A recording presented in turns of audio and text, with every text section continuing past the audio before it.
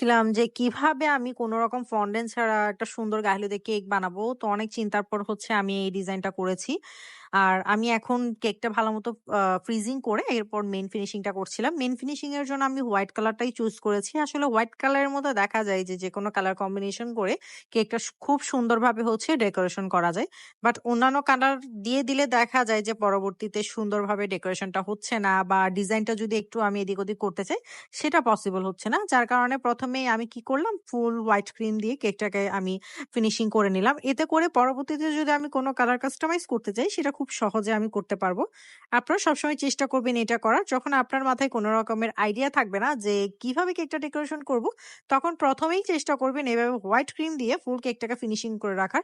আর এরপর যদি আপনার মাথায় কোন রকমের ডেকোরেশন আসে তখন আপনি যেকোনো কালার দিয়ে কিন্তু খুব সহজেই এই হোয়াইটটাকে অন্য কালারে আপনি করে নিতে পারবেন।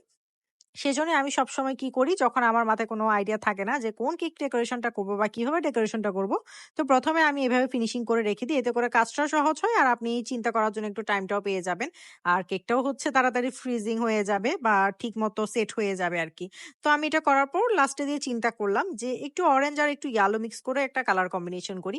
দেখা যায় গায়ে হলুদের মধ্যে ইয়েলো আর অরেঞ্জ কালারটা খুব ভালো যায়।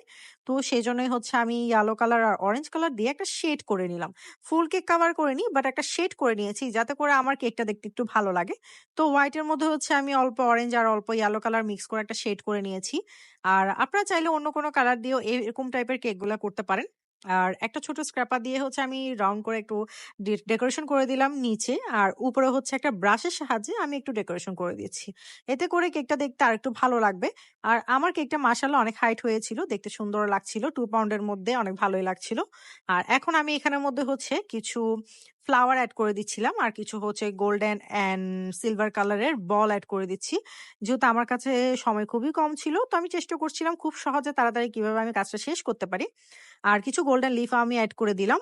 ইয়েলো কালার ফ্লাওয়ার এড করার কারণ হচ্ছে যেহেতু এটা গায়ে হলুদের কেক, তো আমার মনে হচ্ছিল এখানে ইয়েলো কালারটা ভালো লাগবে। ম্যাজেন্টা কালারটাও মেবি ভালো লাগতো। বাট আমার কাছে না তখন ম্যাজেন্টা কালারের ফ্লাওয়ার ছিল না। তো আমি এখানে ইয়েলো কালার ফ্লাওয়ার বসিয়ে দিয়েছি। কিছু গোল্ডেন অ্যান্ড সিলভার লিফও বসিয়ে দিয়েছি। আর লাস্টে দিয়ে হচ্ছে নামটাও লিখে দিয়েছি। আপনারা অবশ্যই জানাবেন যে আপনাদের কাছে কেকটা দেখতে কেমন লেগেছে।